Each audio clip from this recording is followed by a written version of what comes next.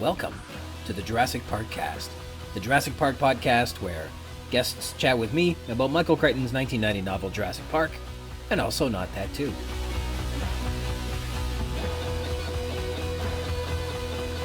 My name is Ryan Rogers, and I'm a big dumb Jurassic Park fan. Welcome to episode 28, Control, recorded here on another rainy day.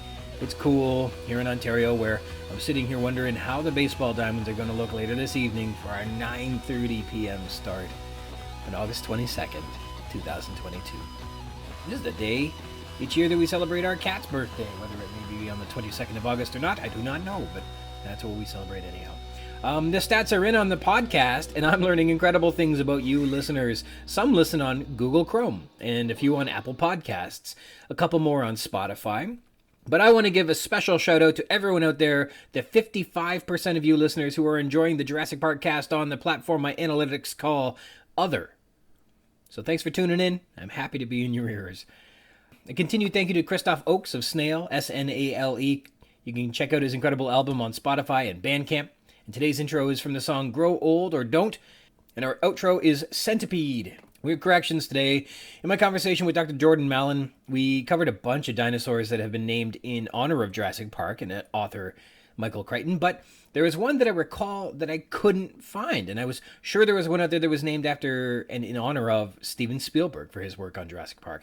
And I was kind of right and wrong on this one. And it turns out that's because this name never came to fruition.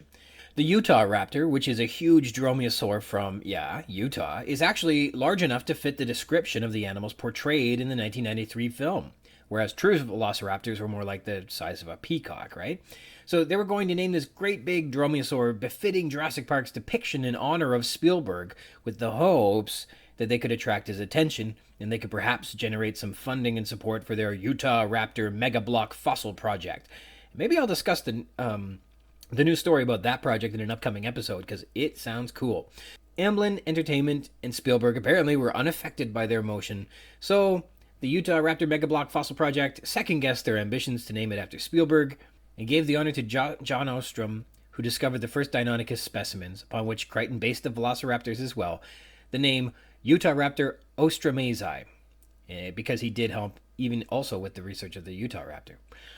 We mentioned back in episode 26, Control, that John Arnold said, quote, "You ought to see the vets scrubbing the Tyrannosaurus's teeth so it doesn't get tooth decay," on page 131. And I should have caught this way earlier, but I was blinded because I was triggered about the tranquilizer comment that I intended to make. But I should have also noted that wild Tyrannosaurs, aka every Tyrannosaurus ever in the history of the world, didn't have a vet and would have contracted the same tooth decay as Jurassic Park's Tyrannosaurs. This was remedied by their continual replacement of teeth. The teeth were frequently shed and probably snapped off regularly as they smashed their jaws through everything. So, tooth decay was probably inconsequential. They had new teeth before they ever had tooth decay. Finally, thanks to my awesome guest Douglas Henderson in episode 27, The Tour, I can say that I've been incorrectly pronouncing the Montana locality and chapter title Chateau like some sort of francophony and stinking Canadian might, when it's actually pronounced Shadow. So sorry about that.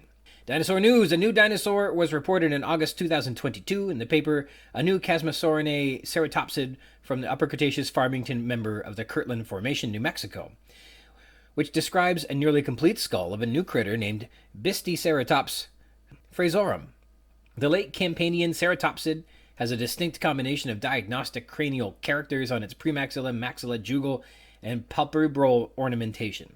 It is a ceratopsian named after the Bisti-Denazin wilderness area in the Kirtland Formation of New Mexico, and the fraseorum honors two musicians, Edgar Froese and Jerome Froese, who were in a band named Tangerine Dream, and Jerome was later in a band named Loom. The paper says Bisticeratops is quite similar to Pentaceratops, but is much older, and is distinguished by the morphology of its snout, the maxilla-jugal contact, and the postorbital horn cores, which clearly differentiate it from close relatives. Its discovery is further evidence for, quote, high taxonomic and morphological diversity within Chasmosaurinae during the late Campanian in the western interior basin. The film is pretty incomplete, but based on what was found, it was fenestrated and similarly elongated, as in Pentaceratops and in other closely related Campanian chasmosaurians. That there are chasmosaurians known from northern and southern Laramidia, the western interior basin, quote, argues against distinct northern and southern dinosaur provinces in North America in the late Cretaceous. There, quote, would have been plenty of migration and movement in these animals moving between the northern and southern parts of Laramidia. In other news, let's talk about a late Cretaceous dinosaur that was named in 2019 in the paper Nothovorax cabreri, a new early dinosaur and the origin and initial radiation of predatory dinosaurs. This new Herrerasaurid, Nothovorax cabreri, is based on a, quote, exquisite specimen found as part of a multitaxic association from southern Brazil. This late Triassic predator is named the Devouring Jaw for Dr. Sergio Furtado Cabrera, and it's, quote, particularly interesting because these dinosaurs are extremely rare components on late Triassic land ecosystems, and only one specimen has been found before from a Brazilian bed, and that was back in 1936. Herrerasaurids were early bipedal carnivorous basal saurischians among the oldest dinosaurs known, first appearing in the late Triassic. They were relatively small, superficially resembled theropods, and had primitive traits like a 5-metacarpal hand, but with only 3 fingers with curved claws and a hinged mandible. They may have been either basal theropods or basal saurischians. It's just too hard to tell, apparently. The holotype CAPPA/UFSM0009, housed at the Universidade Federal de Santa Maria, was excavated from the Santa Maria Formation, and it's comprised of an almost complete skeleton. The new specimen is well supported as a member of Herrerasauridae, thanks to the phylogenetic analysis machine, making this the first Herrerasaurid recorded from Brazilian strata since the discovery of Storikosaurus pricei 80 years ago. Its, quote, unique combination of traits supports the assignation of a new taxonomic unit, increasing the diversity of Herrerasaurs. Additionally, the new specimen comprises the most complete and best preserved Herrerasaurid dinosaur ever. An ecomorphological analysis, which is a term that came up last week, perhaps we should dig into what that is a bit more closely one of these days, shows that Herrerasaurids preceded the ecological role that would eventually become occupied by medium to large-sized theropods. The authors add that this specimen is so excellent, there are many more studies and papers to come, but in terms of introducing this animal and showing how it may be very important in the rise of the dinosaurs, this will have to do. Alright, with the corrections and dinosaur news out of the way, please let me introduce you to my special guest this episode. I'd like to introduce you to my guest today. It's Dan Rose. Dan and I met while on the set filming a pilot in Los Angeles for a new YouTube reality series starring Gary Busey, Charlie Sheen, and Tori Spelling called This Is Just a Flat Out Bad Idea. The series wasn't picked up and we had to get tested at the clinic afterwards, but we got some cool autographs. Who did you get the autographs of? I mean, I tried to get Gary's autograph, but he actually beat me unconscious. Which was like, I should have expected it. That's my fault. You don't make fast moves around game, The first I rule did of get a couple handling. of the crew's autographs, because I feel like the crew are underappreciated. Mm-hmm. And, like, they need, like, Dylan, the camera guy, Yeah. and Sophie, the continuity writer. She was great. The other people I did not care for, including you. Getting Gary back into the same starting blocks at every take was impossible. The continuity editor was the real hero. I mean, to keep his pants on was a struggle. He just wants them off all the time. Yeah, I don't think he's welcome back in New Jersey because of that problem. New Jersey, I mean, of all the places to not be wanted, that must feel bad. That can't feel good. All right.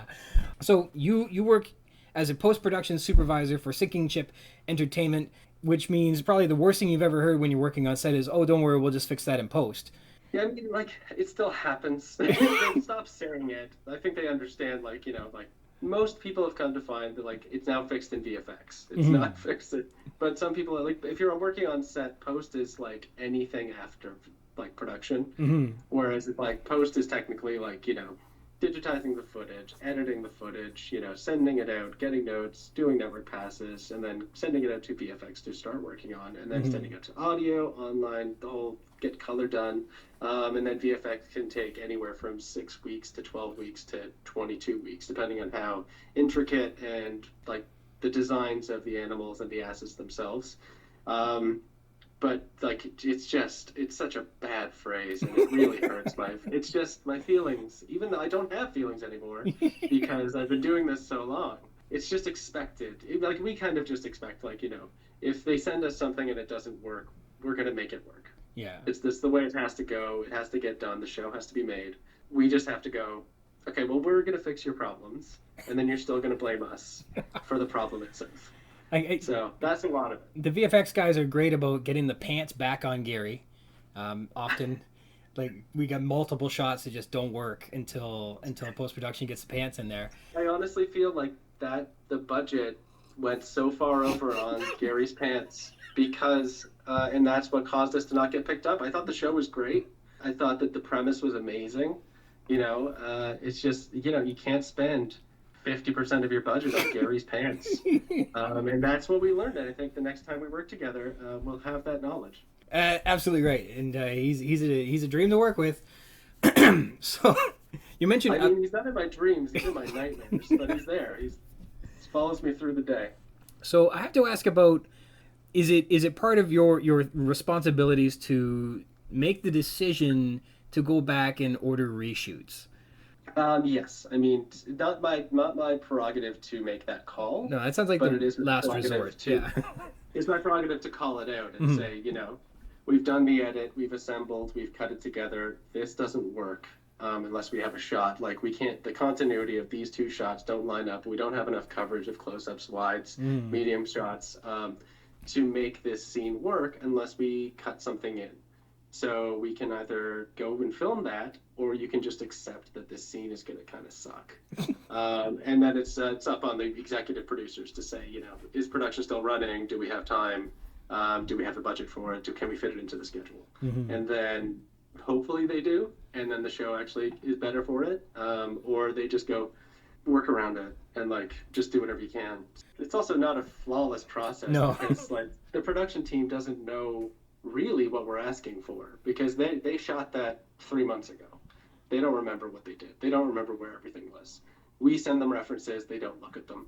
So we sent back one cut one time, and we were like, hey, there's a shot of this desk, and the point of the shot of that desk is that there's a tooth on it. There's a dinosaur tooth. And then so we're like, okay, but you put it in the wrong spot, actually. It's continuity-wise, it would be on the bottom right corner. You put it in the top left. Then we sent it back to set and said, hey, this has to be reshot. Can you we're delivering in 2 weeks, actually. So this needs to be done immediately. Luckily, we were still shooting future seasons, so the crew was still around. And then so they literally shot it, and they shot it great. It looked amazing. Mm-hmm. There was not a single tooth on the table. Okay. So the one thing that we were requesting was not considered in the reshoot of the scene. So we go to the exec, we bring him into the office, and we're like, hey, he's like, okay, so we got the reshoot? And we're like, we got it, but do you want to see it? So we show it to him, and he just goes, we're gonna have to reshoot it, aren't we? It's like, yep, we're gonna have to reshoot it, and we have 5 days till delivery. So we get this reshot the next day, get it edited in, signed off, put it through color, put it through delivery packaging, and then send it off to the broadcaster just in the nick of time.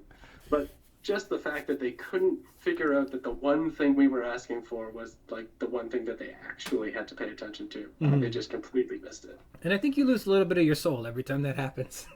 Oh my God. That's the thing. It's this. It's nice being soulless sometimes. Just you don't have to worry about that loss anymore. Mm-hmm. But it looks like you've won, or your crew has won. Looks like I see your daytime Emmys, CSAs. Yeah. I'm not sure what they are, and the Prix Jeunesse. Lots of different recognitions for the programs you worked on, and I've watched some of them, and they're fun. They're good.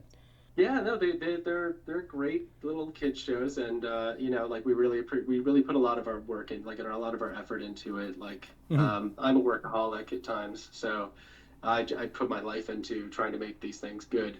Little recognition. I don't get any of those awards, but I appreciate the accolades, and I appreciate that the company's taking in these Emmys, and especially when my teammates get nominated in the audio team or VFX artists, stuff that I know. I know everybody pretty personally because we've all worked so close together for so many years.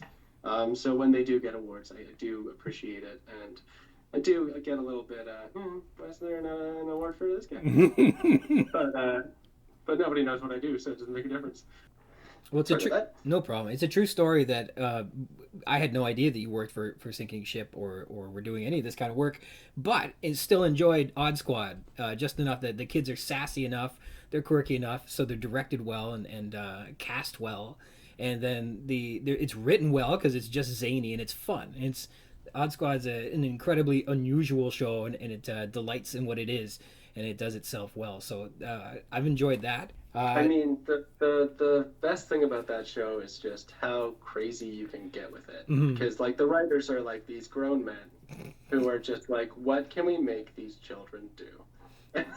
And like they're all like they write the kids as if they're like adults, as if they're like truly like FBI style agents, and, like but they're dealing with these ridiculous things. And they were so open to like kind of like suggestions and stuff like that. So if you were like, how can we make this weirder? And then you kind of throw out like I don't know a flying jellyfish that's made of peanut butter and jelly, and then just go okay, and then just go to VFX and they just look at you going, why did you say that? Because that adds another 5 weeks to their work. So how do we design this for sure? And then so you guys do it looks like live action stuff, puppets, animated shows I'm seeing now. But yeah, we do a lot of animated stuff. We do mostly it's like live action animation, like Odd Squad, similar to that, where we actually like combine the two. That's we're so kind of interesting, like the working with the kids, and like most of these kids are kids that have never worked on anything before, and just the fact that they pick it up so quickly, and we keep getting like these spectacular actors out of these kids. Like a lot of them have gone on to do like Millie Davis, who was working on us with Odd Squad. She was in the original. Michaela Lucy is from Dana.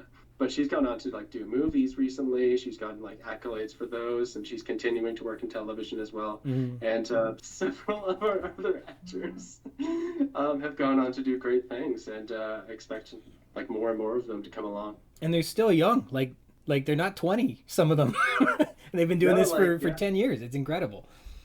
They like. I think Millie started when she was about 6 years old, and she's it's been about like 14 years or something like that. She's still only like 21. Yeah, it's amazing. Yeah, they've still got 75% of their careers ahead of them. It's just amazing. Yeah. And of course, so all these things lead us to you get to work on the Dino Dana movie. But did you do much on Dino Dana? It has an interesting kind of build up that there was Dino Dan, but that wasn't you. But it should have been. No. Dino Dan, then Dino Dan Trek's Adventures, which was his nephew or his cousin? It was I think it was his little brother or his like nephew who lived with them. It had to be his cousin. Like they were in the same family. Yeah, and then there was Dino Dana after Trekkie grew up a little too much. The 2020's magnum opus Dino Dana, the movie. So that unfortunately was kind of spoiled by the pandemic, where people couldn't perhaps celebrate it with the grand opening they wanted to do. But it was tough. But I worked on all 4 seasons of Dino Dana the show, and then had some work to do with the movie. But I was actually already working on Odd Squad mobile unit by the time the movie came around. Okay. But the 4 seasons of Dana were just intense, like because we were doing 4 seasons of a show that needed to be delivered in 2, and with the VFX team just constantly being told like things are changing, we're redoing this, we're changing this for timing, and so that means like re-renders, which take weeks, and it was just the whole thing was madness. So fun time of my life though. I still got to go out and have fun. So when it comes to like making a dinosaur show or a dinosaur movie, is there anything specifically different about doing that kind of, especially when you're trying to do the dinosaurs accurately? Is there more input that goes into a show like that than just doing a general weird show or a general kind of alien show? Like I understand with the movie there were dinosaur consultants from like legit music, like the ROM or something like that, right? Was David Evans was on it, and well, even through the series, like I started it with a Sinking Ship on Androids, which is another show that we worked on with Amazon. Like it was just called like it was like a pigeon and a dog that was a robot and another robot that was like a part human and a machine that was kind of like a crane animal. So it was kind of more fantastical. You didn't have to really worry about the science or the worries like of like, oh, is that realistically a pigeon? Because it's just a pigeon. Yeah. So, but then we moved into Dino Dana, and we did there was like through the script phase, through the pre-production phase, through to post-production when we had questions. there were experts that we were working with. I can't remember the society that we were working with at the time. And then, yes, we moved into the movie with the ROM, and actually it was screened at the ROM once it was premiered, which was wonderful. And we also worked with the ROM on a thing called Zool, which was an exhibit that they had. Yeah, that was fun. What was your first introduction to dinosaurs? Me? I have a book, I still have it, that my Aunt Ruthie gave me for one of my birthdays, before I could read, of course. And I carried this thing under my arm, but lost it all kinds of places. So it's duct tape up the spine, and it's got like impressions of snails and stuff from when like I left it in the garden. On all and the pages are all worn and weathered. But it was called like Dinosaurs and Prehistoric Beasts. There's like a teddy bear. I don't know what production company that made books had a little teddy bear. Yeah, that would have been it. And then it just had like a Tyrannosaurus, it had Styracosaurus, and like all the old names of dinosaurs that nobody uses anymore, like Trachodon, and there was a Monoclonius. Nobody calls anything Monoclonius anymore. Polacanthus is it doesn't exist, or they found out that it doesn't exist? I don't know. I think so they knew what it was, and they described it off of like lousy remains. And they just found like so many better remains of things that they can more confidently say this is what it looks like. And so they just forget about the thing they don't know anything about. And it's easier that way. Because my introduction was, I remember my dad for like around the time I was reading like, Where's Waldo and stuff like that, just a little kind of like kids books. There was this like magazine that was being sold in like corner shops. And it was a dinosaur book, but it had 3D glasses in it that came with the book. Mm-hmm. And so you could go through and it had like dino facts and like little games you could play inside of it. Right on. And so like that was the first instinct and like kind of introduction for me into dinosaurs, and I thought they were so cool. And then like like Dino Riders and Cadillacs and Dinos came out, and I was just like, well, I have to watch them because they're so awesome. And then, like, I never thought I'd, like, start working in a show or an era where, like, half of my life is now contributed to like, dinosaurs. But, like, it's been great. And, like, that knowledge as a child and that like, happiness and that nostalgia just came back as soon as I started working on the series. And, like, the amount that I knew that helped along with the show and, like, people asking questions really did bring the show, like, a new level of intelligence, so people could just like keep moving and keep going without having to worry about studying things, because I was just there to go. I know that. It's amazing that dinosaurs have given you a little bit of your soul back after the people who'd failed to do their jobs during the reshoots had taken it away. So it's an interesting balance of life. It's a very like weird balance situation. So have you had a chance to learn something new about dinosaurs working on any of these programs, or even just being around when they're being made? I was just talking today with someone, and they came like this idea came from this thing, and it was just dinosaurs, the way we see them and the way they're represented in media, they're just like basically the skin has just been slapped onto the bones. Mm-hmm. And if you look at any animal, any person, that's not how it works. There's fat, there's muscle, there's tissue. There should be like bigger dinosaurs. Mm-hmm. Where, like there can be fat dinosaurs who've been like getting ready for like long hauls of not having prey around to eat, like for the cold winters. Like it's insane to me that I never thought of that. Like I just always took at face value that scientists and archaeologists were 100% right at all times, and anytime they changed their opinion and were like, oh, well, they have fur now, I was just like, you are 100% right as well. You have now moved from like this to this, and I'm just riding along with you, and I'm just paying attention. I'll just listen to whatever you say. Yeah. And I never thought about like the actual like body mass of a dinosaur being any different from what I've seen in Jurassic Park or any other media. Yeah, it's insane. I think they call it shrink wrapping, but it was usually an artist would take the skeleton and then just basically color skin onto it and say, there you go. Whereas if you look at, and so I've seen arguments saying, this is ridiculous and here is why. And they'll show you a skeleton of a cat. If it were just the shrink wrapped bones of a cat, you'd be like, oh, that is not a cat. Or a chicken or a pigeon. And when you look at like just the skeleton, you don't see what the actual animal looks like at all. And yeah, exactly. And so... yeah, it does beg the question. Certainly, most of the dinosaur skeletons are not fully representative of what we're looking at, and it's very, very challenging to think what on earth else is sticking off of these things. And I've seen like the Brachiosaurus with like a turkey waddle, which is 40 feet long for no reason. I've seen there was a new program called. Did you see the Amazon series Prehistoric Planet? Where they put these air sacs on the sauropod necks that would inflate like the neck of like a frog or something, or some birds do it, and so they just had like all these balls go up the side of its neck and inflate to represent just what could be strange about dinosaurs. But like if they had feathers and where they had feathers, and if they had big guts. I was reading somewhere where they get into the biomechanics of like what animals were like, and the argument was that like the heart of one of those great big sauropods would be the size of a vehicle. And you could sit inside and drive around, I guess, if you so chose. Well, they're like so big. Like a Brachiosaurus, like to get the blood pumping from tail to neck, like it'd have to be massive. It'd have to be like half of its like chest cavity. It's insane. Why aren't we like that? Why can't I have like a massive heart so I can just you could not worry about it? Blow your head clear off your shoulders if you pumped it down. I mean, I'm almost there. Because of the post-production. All right. Have you ever had a chance to pitch a show idea? A couple times. Right on. Wasn't super confident in them. Mm-hmm. I'm more of a conversationalist. I'm more like, sitting down chatting than like pressures on this is a test moment. Mm-hmm. Everyone's looking at you and you need to like be on. I mean, I'm fine in social situations. That's me. Like I thrive.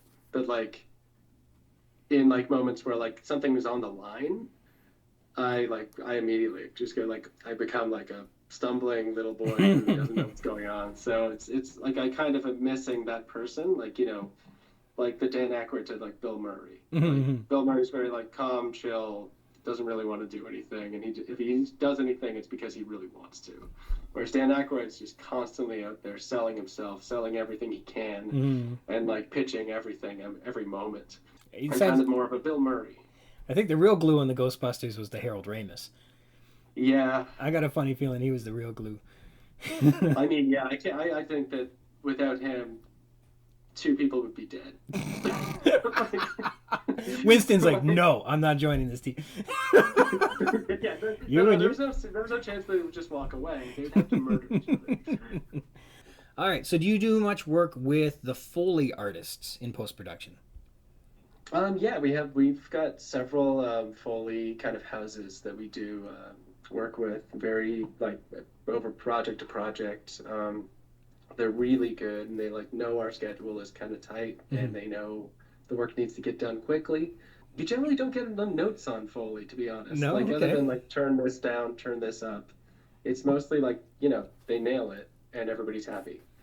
It's more sound effects that really like tend to be the like very specific notes of like, okay, we need like kind of a grunt here of approval or a grunt of sadness if something's died, and it's just the audio team's always like, I think they've now taken in like a couple of few Emmys, maybe 2 or 3 or 4, and they're almost nominated every single year. So we obviously have a very good audio team that's done amazing work. So perhaps you can help us settle this. I was just talking with a guest on episode 23, the tour part 3, in the film Jurassic Park, when Nedry is reeling the winch to get his Jeep back on the road. He slips in the mud, and there's this whistling sound as he wipes out.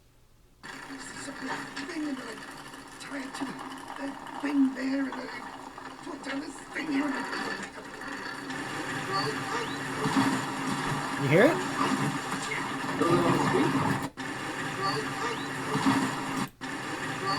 Yeah, that's the velociraptors, right?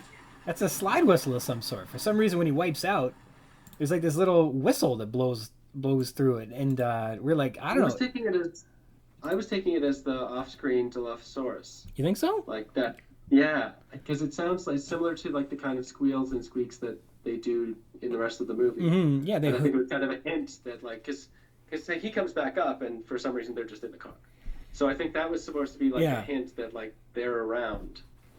Well, he certainly they hoot and they creep around. It feels like this entire sequence is like Looney Tunes, like Slapstick. well, it's definitely like very Warner Brothers, where Nedry the Dilophosaur, it's like poking its head around the tree, and it's like stalking him a little bit, like just like Tom and Jerry might.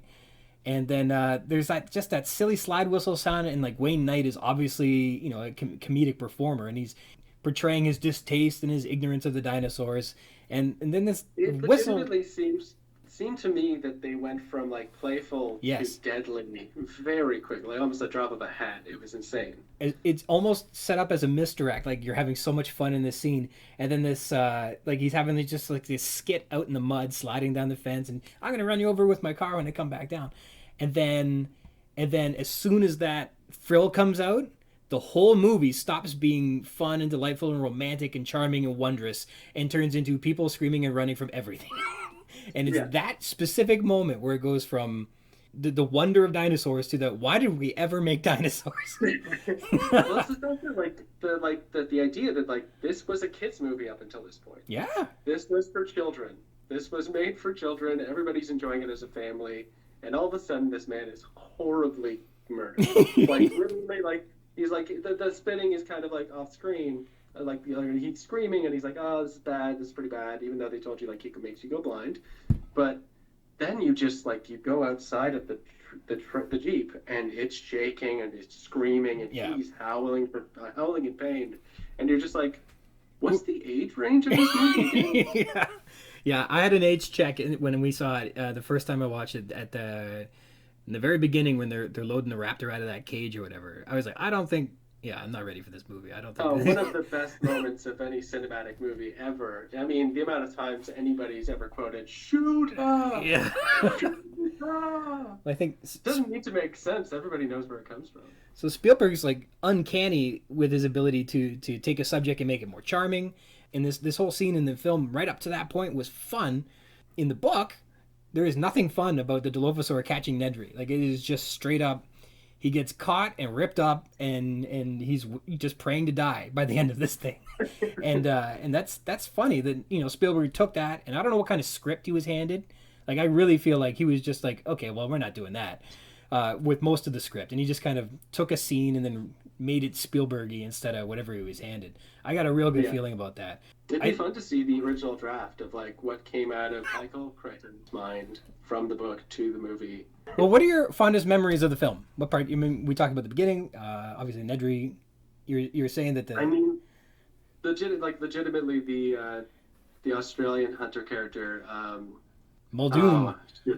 Muldoon. Robert Just Muldoon. such a good name, first of all. Yeah. Like the name itself is just badass, and I think I've like grown up with like Crocodile Dundee, and like so Australian hunter guy was kind of this the cool guy to be, and so but just every line of his was just like he was the only adult in the room for the entire movie. Like everybody else was like, "Oh, it's so wonderful," or it's like, "Oh, this is gonna be horrible," but he's just like, "What is the security situation right now? Yeah. Like where are we at? Why are the fences down? What's going on?" And everybody else is just worrying about all this other superfluous stuff. He feels like if Willy Wonka had no control over the factory and he was just in there and like everybody's farting around getting themselves killed and dragged away by Oompa Loompas, and he's like, "Told ya." Except for it's not his factory. Like it's almost more like the HR representative for the Willy Wonka chocolate factory who's just never listened to. Who's just like, "Look, you can't invite children into the factory. We don't even have any safety protocols." And just like going with it, and just like I've worked here for 20 years now. In the book, Muldoon has a great big gray. They call it a steely gray mustache, which would have been so cool for him to have. Although that I imagine would have been cool. I think to me as a child watching it the first time, he was the truly like coolest character in that movie. Like everybody says like Malcolm, or Sam Neill, or like Grant. Sorry, but like Muldoon was the coolest guy. Like he was the guy who like knew what he was doing, knew how to like handle what he was doing, and like he knew his job. And like everybody else was like kind of running around and being crazy, and Muldoon's just like, "This is what we need to do." And then he's the one who suffers for it. Everyone else gets away with it. In the book, he's like, I'm pretty, like, he doesn't say this outright, but with everything he does, he's like, I'm pretty sure this is gonna be my last day here. So he he gets in the Jeep. He's like, we're gonna go get people out of the park. If anybody wants to live dangerously, come with me. He grabs a bottle of whiskey, hops behind the wheel, and just like, all right, here we go. He just gives it his best shot. Cooler in the book. He's insane in the book, but yeah, he's definitely like, I might be dead tomorrow. Let's just get this job done. I know what these raptors can do. I know what these dinosaurs can do. We have no protection against them. He fires rocket launchers at the raptors in the book. He basically was like shot for shot with the T-Rex for a while. He's insane. I would love to see a full like script, like basically a script based directly on the book, and just see that made, or even just animated or something like that, just to see what it would have looked like. Well, as it kind of reminds me of Jurassic Park 2, the Pete Pollenswaith character. I think it's Roland. My favorite is, I just found this out. So there was a cut scene from the second film where they started, and the little Indian guy comes over and goes, like, hey, we're best friends. Like, I haven't seen you in forever. I've got an idea. Like, I've got this like hunting trip, and he like the guy's just like, I've done everything. I've hunted everything. I no longer have any desire unless you can bring me something like monumental. And then so it kind of sets up their actual friendship versus just like when he shows up, he kind of like feels like an assistant. Yeah. But then if you look at the Wikipedia of like their descriptions as characters, it says it's like actual character name, and then it goes Roland's best friend. Oh, his best friend. And it's just adorable. Well, I think when he dies, that he has a sad moment for him. It's subtle. But again, like one of the best moments in the entire series is the stay out of the long grass. Yes, I can't go by a field without thinking that.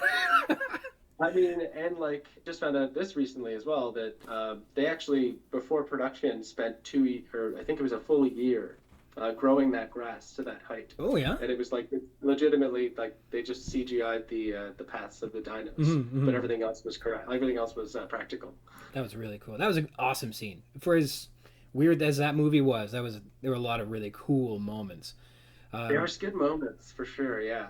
In terms of seeing like more faithful adaptations of what was in the novel and making them into a film at some point, I had a guest that was on for episode 13 named Chateau. His name's Phil Hoare he's from Canberra, Australia. And he was like, you know what? For what it's worth, what's in the film, almost all of those scenes are taken right out of the book. Very little of what is in the movie was made up.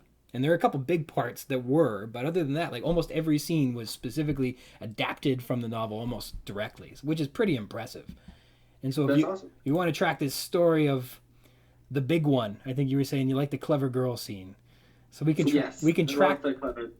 Legitimately the best line in the entire film from the first film is clever girl. So let's track it. The for moment sure. of tense, the tenseness of like, and you've got this guy who's proven himself to be like the badass hunter, like the smartest character in the movie, and he's the one who's been outwitted.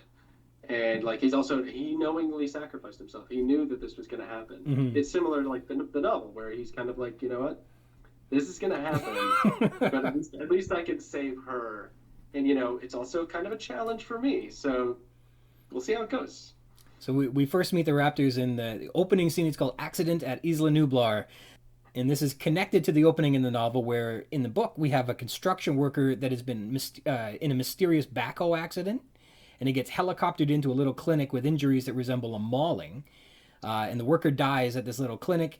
And it's logical to think that this is the opening sequence of Spielberg's like interpretation of what happened leading up to this arrival at the clinic. So that opening scene where you have like the loading gate and stuff like that seems to be, well, maybe we won't show a guy having his femoral artery spurting all over the table, and he sits upright and vomits all over the place and starts screaming like ghost words and stuff like that. It's terrifying. So maybe he was like, maybe we'll just do the part that comes before that instead of afterwards. Well, I mean, like, even before, like, if you're thinking of, like, this entire park has been built. Like, this transport of this raptor is one of the last things they do before they even bring anybody in. And they're supposed to open fairly shortly. it's insane to me with the lack of health and safety protocols that this place has. That's the first time that the lawyers are like, maybe we should get some experts in. And also, like, you're not even bringing in, like, you're bringing in dinosaur experts, not security experts. You need security experts who are like, is this place up to snuff? Why do you only have one guy in the IT department? You maybe need to hire a couple more people. It's insane. It was just like, these two paleontologists, like a paleontologist, an archaeologist, and a chaotician, are the people that the lawyers were like, yeah, that makes sense. Yeah. I think there must have been an interest in keeping it low-key because the whole island is a secret. And so Gennaro, the lawyer, represents the investors, and he handpicked who he felt would be able to give him the insight necessary to decide whether or not he should pull the plug on the park or not. He picked the chaotician. Yeah. Like, he picked Malcolm, who was like the least useful person for determining the park's safety, because all he's doing is trying to hit on the ladies and just telling you, like, anything could happen. In the book, he's written a report outlining all of his thoughts on the island years ago. And and so they invite him in anyhow. His opinion has not changed, and he didn't write a new report or anything. For what it's worth, it doesn't make a lick of difference why he's there. They already have his opinion. Don't open the park. I think there must have been some thought that if they showed this guy who did not want the park to work that it is safe, that if they could win him over, that they were in the clear. But instead they got him eaten. So it didn't work out well for them. But I think that was the idea. He gave us the wonderful scene where he's, lying shirtless on the thing. So, I mean, if anything, there was no reason to not bring Malcolm, because we needed that scene of him just looking real sexy. Yeah, he was wonderful. So the opening scene where they're loading the raptor into the pen. So in the film, this scene is most fascinating because it elaborates upon Muldoon's nemesis, who is the big one, which is the special velociraptor they have, who is most commonly known as, she's famously the clever girl. And that term, Anthony Hopkins as Hannibal Lecter calls Clarice Starling a clever girl. And Arnold Schwarzenegger as Hauser in Total Recall calls his secret wife a clever girl, and obviously Bob Peck as Muldoon. These are all dramatic performances of the same line, and I can't get all of those different accents mixed up in my head whenever I hear it. So Arnie Schwarzenegger and Anthony Hopkins. Clever girl. I believe we first meet the big one in this opening scene. I think this is the one that they're shooting the tasers at in there. Yeah. And Muldoon's going, shoot that tracks, because I think they say, Muldoon says when they're kind of going through the raptor pit, he goes, we had more of them, but when this one came in, she killed off two of the others and then left the weaker ones alive. That makes sense. That's right. So the next scene is it's called Feeding Time. They're at the raptor pen. Muldoon gives a bunch of that same dialogue that we're actually getting in the novel, saying that the raptors should all be destroyed, that they have cheetah speed, that they're astonishing jumpers. And in the novel, they're not fed anything in this scene, but they do attack the fences, demonstrating their incredible ferocity and swiftness and coordination, and that they've learned, which this is special to the novel, they've learned that humans are easy to kill. And so how did they learn that? Well, that's what Malcolm wants to know. How did they learn this? This seems like a safety concern that I need to learn more about. And so that's this idea that's kind of... It's interesting that for the movie they decided to go with, Muldoon just mentioning, they test the fences, they're very smart, and then versus like, let's watch this cow die. What's fascinating too is that this is done, there are two conversations in that scene on top of each other. Like Ellie and Hammond are talking about getting Chilean sea bass, while Grant and Muldoon are talking about the raptors, and like they're having two conversations at the same time in one scene on top of each other. It's really strange. And only one of those conversations is actually like important to why they're there. But it's crazy because they duck in and out of each other's conversations. Like he's interrupting it's so bizarre, but it's really well done. It's really cool. It's almost seamless. Yeah, no, it's insane. In the novel, they're not fed anything. The raptors aren't. There are no cattle mentioned on the island, but there is a pen with 50 goats in it or something like that. And so the raptors... So they don't, in the novel, do the goat feeding scene where like the goat later in the night just kind of disappears and then you just get the carcass of the leg dropping on the cart? They do in the Tyrannosaur paddock, but not here at the raptor pen. Okay, gotcha. So now we're learning that there were 8 movie raptors originally when the big one came in, and she killed all but 2 of the others. Okay. Okay? I had my numbers flopped. Yeah, a little bit. He killed 2. So that's a hot trivia question. How many raptors are there in Jurassic Park? Which I guess, I mean, 3, I guess. It feels like there were a lot more, doesn't it? Yeah, it always, I don't know, because, well, especially when they go after that cow, when they do the feeding scene. Yeah. I mean, I imagine that there are only 3 tails popping up, because you don't really see anything other than, like, it feels like a tails swarm, and the back of their necks. Yeah, but it looks like it's like, like 5, 6, 7. But it's only... Well, I guess it's just the intensity of how much they're, like, moving around and shaking. But there's only 3, which is crazy. I always, until I thought about it, I was like, wow, I thought there was a lot more, but that's not the case. Yeah. And the Muldoon has this good line. He goes, that one, when she looks at you, you can see that she's working things out. She had them all attacking the fences when the trainers came out. And that's really interesting. So that was very much his, like, his Jaws doll's eyes, like, monologue of just like, this is how severe a threat these things are. And then at the end he adds with British emphasis, they remember. And I think this is going to be important later on. So the next time raptors kind of come up is kind of a split with what's in the movie and what's in the film. It's the Triceratops scene. And this is lifted right out of the novel, but it's been changed significantly. In the book, it's called Stegosaur. So they don't have a Triceratops. So it's not even the right dino. Well, they adapted it. Stegosaurus wouldn't have been as majestic and wonderful as a Triceratops. I mean, that scene was very good when Grant gets to hug it. I think everybody's very happy. I think, for me, a Triceratops would have been more fun to see. Or, sorry, Stegosaur. I love Stegosaurus too, but it's got like this dinky little head. It's hard to hug. I mean, it's easier to hug because you can fit your whole arm around. I suppose. I think all she does to the Triceratops is just rub its kind of bridge. Rub its plates and things like that. So there's a stick Stegosaurus rather than a Triceratops, and it lacks the majesty and the wonder from the film. The book is more about problem solving, a mystery, and there's less emphasis on the dino droppings in this part too. So what's relevant? I mean, what emphasis are you talking about? It's almost not mentioned except for the entire dino scene. Droppings. Then Sattler doesn't get to be tenacious without the droppings. That's right. So what's relevant to the velociraptors in this chapter is that. So what's relevant to the velociraptors in this chapter that isn't in the movie adaptation is that this is when Grant discovers the velociraptor eggs. And that a couple of varieties of dinosaurs are breeding in Jurassic Park. So they're like trying to figure out why the Stegosaurus is sick, and they're like looking at the ground trying to see what has it been eating that's making it ill. And as they're looking at the earth, they find raptors shells on the ground, and so that's when they find it, which is way sooner than what you get. That's way sooner. Like that's they don't discover those until like after like the night scene, the Tyrannosaurus attack, the Jeep falling from the tree. That's insane. So like Ellie, rather than digging through poop, like in the novel, is instead prospecting the ground for pharmacological plants that might cause the stegosaur sickness, and they're looking at the ground and they find the eggshells. I kind of enjoyed the Ellie searching through poop and everybody else being kind of squeamish. I felt like it gave her agency. It gave her like, it showed that she's not she's not afraid to get her hands dirty legitimately. Versus like everybody else is kind of like, a scientist and standoffish. And without sounding she's like the one who's like, without sounding like goofy or anything like that, like there was Spielberg definitely did this scene for the girl power, and it and you'll see more here. So in the novel, Gennaro doesn't actually go on the remainder of the tour and get eaten by a tyrannosaur.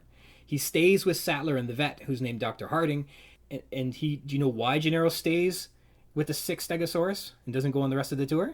I mean, don't they say like there's a storm approaching, and if you go with them, like it's gonna be like it's already gonna be here, so it's kind of more dangerous to go out and continue. So here we go. Also, why does Gennaro doesn't need to be on the trip? Like the other guys are watching the trip from the monitors the control room, the station. He doesn't need to be out there. Well, he wants to see the dinosaurs too. He thinks they're fantastic. So Gennaro says, "I think I'll stay and go back with Harding in his Jeep, with Dr. Sattler."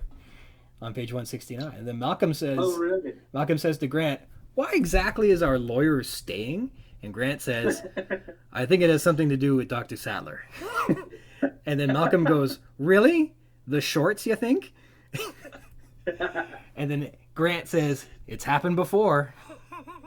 Oh, wow. I mean, that's actually like, that gives Gennaro a little bit more character at least. A little bit.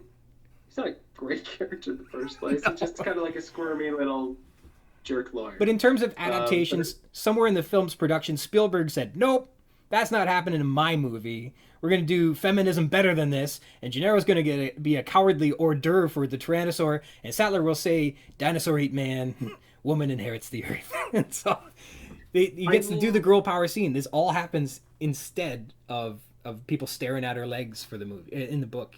My favorite is, like, he says that, and then he has, like, a full scene where Malcolm is just, like, hitting on her for, like, a good 5-10 minutes, and then, like, she basically becomes, like, the mom of this makeshift family that Sam, like, Grant and everybody, like, so you can have that girl power scene and say, like, we're not doing girl power that way, but then they still you kind of have your both sides of it, and just like, you know, we're gonna make her a sex object, but she's a strong, powerful woman. She's a sex object. She's allowed to be pretty. It's all right. Yeah. Well, anyhow, but it's just like the constant hitting on, like, the constant, like, lovely dovey eyes between her and Grant. Well, it was a low bar to clear, but Spielberg took a step over what Crichton did in his book. That's for sure. Especially for, like, 1993. Yeah. So the next part here with velociraptors is what was actually in the movie. It's the scene called Life Found Away. So the stegosaur in the novel also informs the scene in the film Life Found Away. The egg discovery happens well after Grant and the kids run and escape the T-Rex and fall out of the tree in communion with the Brachiosaurus, and Grant stumbles upon the nest. And then just reveals off the top of his head that the frog DNA means that the dinosaurs must be changing genders because some West African frogs are known to spontaneously change sex from male to female in a single-sex environment, and then he chuckles. Geez, I guess Malcolm was right. So we remember there's only 3 velociraptors. So, like, I don't know, in the, like, 3 Western African frogs, like, wind up in, like, a trio somewhere one day and just, well, I guess I'll be a man then. Like, how does this happen? There's only 3. I mean, it sounds like an odd number. It would be different if you had, like, a whole bunch. You're like, well, I guess somebody's got to be a man around here. But it's so bizarre that there's... What if there were only 2? Would one be like, well, I guess I'll just spontaneously change gender? One of us has to do it. Yeah. One of us has to do it. Might as well. It's so bizarre. In the novel, there are 8 raptors. None are dead. And in fact, Hammond has specifically rejected requests to have the animals destroyed. And the 8 of them are in the raptor holding pen, which is a fenced-off area. And in the novel, we learn that the raptors were in the park environment until one got out, killed 2 construction workers, and maimed a 3rd. And that was the backhoe incident. And that was said to be in January. So this novel occurs in August, and so for 8 months, the novel raptors have been in the raptor holding pen, fitted with extra electronic sensors, so the park is prepared for the next time they escape, which is written as basically inevitable because they're natural cage makers. So the novels have lived in the park for years, and they were breeding and nesting, and apparently doing all of this nocturnally, beyond the observations of the vets and the feeders and the handlers and all the staff members. Nobody realized these raptors were breeding. It reached a population of 38 in the book, plus a couple that were on a boat heading to the mainland who wouldn't have been tabulated in the inventory scan. So these raptors were, like, basically reproducing like gremlins. But in the movie, there's only 3 of them. And they're in that pen. But somehow one of those 3, probably not the big one because it's still a clever girl. So the big one can't be the boy. Spontaneously changes from female to male. And then lays an egg under a tree. Yeah, like, that is a question of, like, you know, like, the electrical fences went down. Mm-hmm. But the actual, like, you know, concrete, like, container they were in didn't go down. No. So, like, there's no reason for them to still have escaped. Like, it wasn't just like an electrical fence, and then as soon as the electrical fence is off, like, they can just break through it. So, like, it's a real tough part of the movie where it's exciting, it's thrilling, it's consequential, it validates what Malcolm was talking about. It tells this story that life can't be contained, that it breaks free and finds a way dangerously if you know, at times, but it doesn't practically make any sense that these 3 raptors that were all tied together somehow were somewhere else in the park also having babies.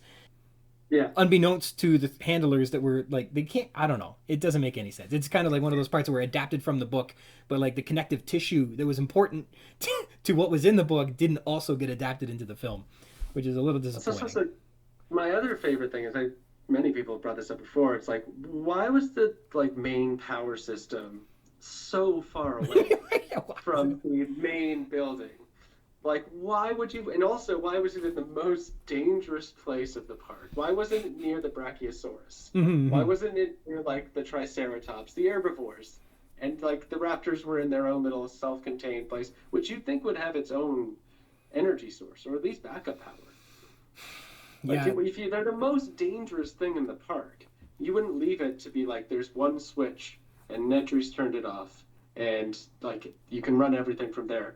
You'd think if there'd be like a generator that could run for maybe like 8 hours in the backup to keep that fence up while you sort out whatever's happened. Yeah, they're safeguards. How do I put it? I feel like I should have been on this trip and I could have given them all this information, and then they would actually have a great security team. It's a fun story. It didn't make a lot of sense, I think. So for what it's worth, Muldoon was like, there's no reason to have velociraptors. They're uncontainably dangerous. They're unstoppably ferocious, and they're like, well, also, okay, like, nobody's visiting them. Yeah, like nobody's seeing them. That's like, right. They're in this little container for safety. Like, you don't. They're not part of the park. Nobody's going to the raptor enclosure, because apparently the raptor enclosure is literally like a football field wide, and it's not on the track. It's not on the track of the Jeep that's going around. So why do we have them? Yeah, and Muldoon was pretty clear. He's like, we got lots of dinosaurs, and they're all great. Get rid of these. There's no reason for them to be here. Like, it's disarm the nuclear warheads. Get them out of here. Just stop this. And if somebody had just listened to the one person in the movie who actually was smart. And so we get close to like the Muldoon getting, being that guy that has to shrug his shoulders, go, well, I guess it's got to be me that dies. We get to the electric fence scene.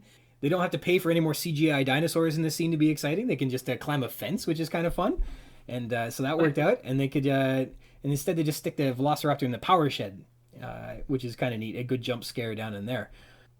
So one of the raptors of the three is in the maintenance shed, and that also happens in the novel, which is pretty neat. And so one raptor follows. I think Arnold goes down there to turn the power on, gets killed. And then Gennaro goes down there. We don't know. He could just be missing an arm somewhere. He's just hanging out somewhere. Like, guys, I need a medic. It's hard to chain smoke with one hand. Also, I think we can all agree that Timmy and his sister could have fit through that fence. They didn't need to climb up. Maybe Grant needs to go up and over it because he's a little bit bigger. But, like, there were massive holes in that fence where they could have just fit through. They were very small children. I think Spielberg they were going to fix that in post, and they never did. Sometimes you just get away with it. You just go, well, we're not doing that. It's like, well, it's suspension of disbelief. It's fine. So one of the movie raptors is in the shed, and it terrorizes Ellie. And then as Ellie escapes, she conspicuously leaves the gate to the maintenance shed ajar. That's one of the three raptors. It's in the maintenance shed, so if you're keeping track. And then we get to the clever girl scene where, while Ellie's fighting her way out of the shed, Muldoon is out in the foliage trying to hunt the other raptors. And there can only be two, because there's three and one's in the shed. So, Muldoon spots the one raptor standing motionless. And this is in the novel, too. This part he doesn't get attacked here, but there's a scene at the beginning where the raptors attack the fence. They're all looking at the fence, and one's standing still, and then two attack the fence when nobody's watching or paying attention. And that's how they get their first glimpse at these velociraptors. They think, wow, these are the craziest, these are even more amazing than I ever thought. Like, they're more dangerous than we could have imagined. And this attack that's there is, remember when Grant is teasing the giant turkey kid? Yeah. And he's talking about how the velociraptors, there's one standing still, and you think he doesn't see you, and then you don't see the attack from the two you didn't even see coming from the sides. That is taken right out of this raptor scene at the beginning of the book, and it's put into the scene with Grant where he's terrorizing the kid, and then it's also used here where Muldoon's getting, he's paying attention to the one raptor and doesn't see the other one coming. So this which is my favorite, like, another thing that, like, Muldoon should know that. Mm-hmm. Like, Muldoon should know. If Grant knows, Muldoon, you think, he's the kind of guy who would have studied up on these things and been like, oh, that's the way they'd attack things. Well, but the actual animal behavior of these things is in the book quite often said, like, we don't know anything about them. Yeah. Like, there's a part in the book where they're talking about how this jungle river ride, you're supposed to take like this lagoon ride and go by the dinosaurs. But they didn't realize when they designed the park and started putting the animals into the settings, oh, Jesus, these dilophosauruses spit 50 feet, blinding toxic venom. We can't have people going by on the rides. We're going to have to close this down. So they're learning behaviorally things about the dinosaurs they didn't imagine. I think they described that one of the Triceratops, they need to put a special red stripe on the Jeeps, or else the Triceratops will kill the Jeep. They don't know what to do. But so the animals are constantly surprising them with their behavior because they're still so new. They don't know enough about them. So that makes sense. So that Muldoon isn't familiar with their pack hunting when there's only 3 of them isn't unbelievable, I don't think. But well, I mean, there was 8 of them. Technically. Yeah, I suppose that's true. Well, 7, because once they introduced the 8th one. Yeah. And she must have been tough as a youngster, that's for sure. I mean, how do you kill? Like, did you think like she took them all aside and like kind of quietly killed them, or just like mass murdered like 6 of them all at once? So I've come up with a theory, and I think it's more like the fairy tale of the Frog Prince. Are you familiar with that? Yeah. There was this beautiful big one and 7 suitors. And one by one, each of them turned into a male, but they were not what she was looking for. And so she swiped left, literally across their neck, to all but 2 of them until she found her prince. And then she left the raptor pen, laid an egg somewhere out in the woods, and that's how it happened. I'm sure of it. I think that's exactly how it happened in Jurassic Park. That's probably the best backstory we're going to get for that segment of the movie. I don't think anything's been mentioned otherwise. So that's where we're at. That's what it is. That's solid. We recall that Muldoon had ordered the command in the opening scene to shoot her, and having overheard his observation while at the raptor pen that they remember, these moments should lead us to believe that the big one hasn't forgotten who Muldoon is, and she's been plotting her revenge ever since. And just like, which alien was it where Sigourney Weaver wakes up out of her cloning phase and then like dates the doctor, and then she goes killing aliens for a bit? The third one, I believe, because it's Charles Dance, who's like a priest / doctor. Right. This is right out of Alien 3 then, or before Alien 3. She gets cloned, yeah. She wakes up, she finds a mate, and then goes and killing the things that bother her. I mean, so wait, you're saying that the big one, the clever girl, is Ripley from Alien? It makes sense. There you go. I don't know how it makes sense, but sure, yeah. In any case, who was your favorite character of the series? I like the potential that Tim had. We were talking about it before. So he and Grant are like dinosaur specialists, but Grant's character flaw is that he can't do computers. In the book, Timmy's and also he hates kids. Yeah. Yeah, and he hates kids. In the novel, Grant doesn't do computers, but he loves kids. And Timmy is the computer whiz. Lex is just a little girl. She doesn't really do anything except for cause drama. And so, and plus Tim has his entire backstory about not, his parents are splitting up. His dad treats him like garbage. His sister therefore treats him like garbage, just like his dad does. And so you got this whole broken character that loves dinosaurs, is going to grow up to be this awesome paleontologist, but is good with computers. So he's like got the extra pieces that Grant didn't have, and he could be this hero that could go into the future. And I think he had a tremendous amount of potential to be a broken but motivated super character going forward, which would have been really cool. That would have been amazing for Jurassic Park 3, though. Because he does, and Tim would have been about the right age, like for him to be like kind of the helper that I think is played by Alejandro Pollux from Face Off. But like that would have been perfect, and like they did bring them back for the start of 2 when he goes to see Hammond. They're there and literally for like maybe 2 minutes, and they're just like, I honestly don't know why they brought them back.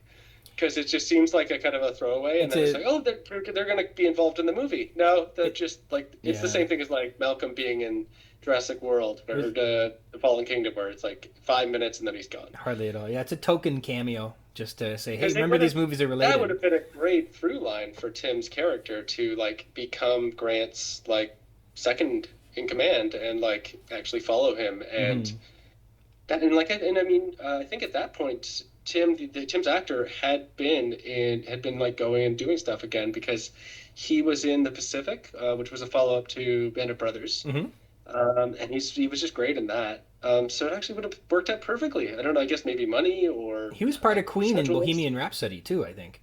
Really? Oh, really? I haven't seen it. But, yes, I'm remembering the promos. He's in there. Yeah, he's got longer hair.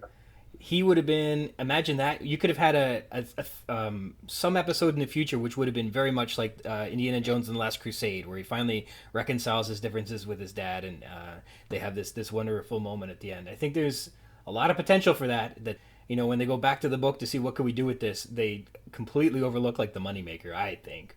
So I think Tim had a tremendous amount of potential. He was a great kid, and I think as a reader, when I was also a preteen, that I think that was the character that you identified with as well. Are you saying that this franchise squandered a lot of the opportunities it was given? That doesn't follow. That doesn't follow for me. I can't track that. I mean, you literally ask. I don't know if this is correct, but I feel like if you sat down and like had a kid these days, like even a teenager, watch like Jurassic Park, like the whole franchise. Mm-hmm.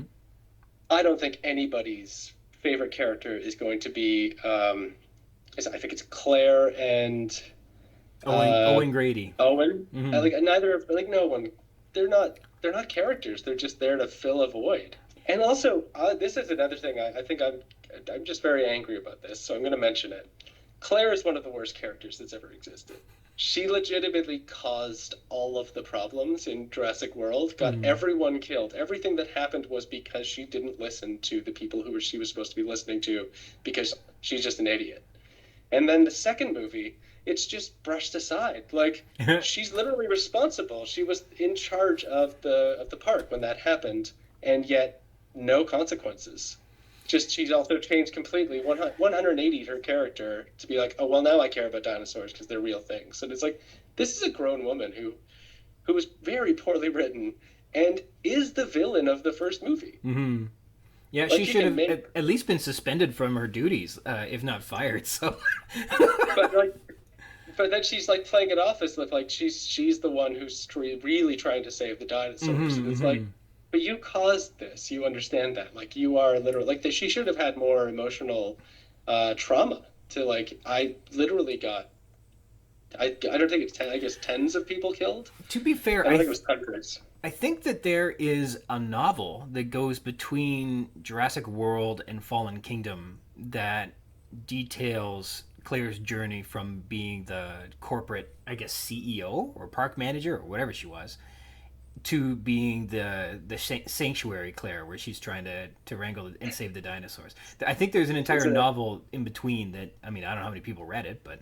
So I was going to say, was it a hot ticket item? Did it have number one seller? Because the one thing I saw when I watched Jurassic World and Between Fallen Kingdom, I was like, I need more Claire in my life. That was the one thing I was really missing in my life. Mm-hmm. Well, nonetheless, we do get Ripley, the big one, who that's her new name. Clever girl. Yeah, who coordinates the final strike on Muldoon. And I honestly believe that in Jurassic Park, she remembers this is the guy that tased her, this is the guy that ordered that she be tased.